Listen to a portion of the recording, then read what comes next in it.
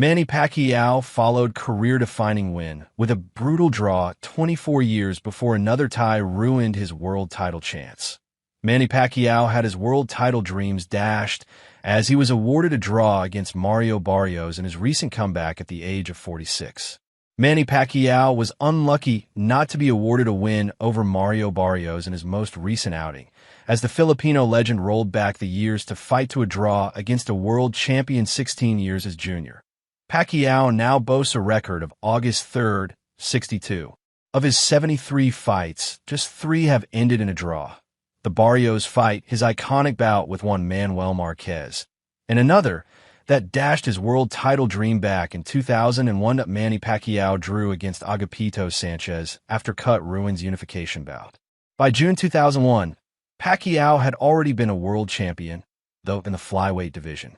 On short notice, just days before he had planned to return to the Philippines from the United States, Pacquiao was called and asked to fill in for Lelo Ledwuba's opponent in a world title contest.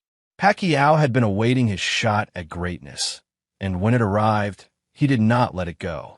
The relatively unknown Filipino became a household name overnight as he knocked out the IBF Super Bantamweight champion in front of onlookers at the MGM Grand. IT was the biggest win of his career so far, but when it came time to unify, disaster struck. 5 months after his big break, Pacquiao faced 31-9-2 WBO champion Agapito Sanchez in San Francisco. Sanchez lost 2 points for low blows, but was still ahead on one scorecard going into the 6th round. An accidental headbutt in round 2 was a disaster in the making, and the 6th round issued its brutal conclusion. Another headbutt worsened the cut Pacquiao had sustained from the first, prompting the ringside doctor to call off the fight. With Sanchez ahead on one card and Pacquiao on the other, it all came down to one judge as the fight went to technical decision.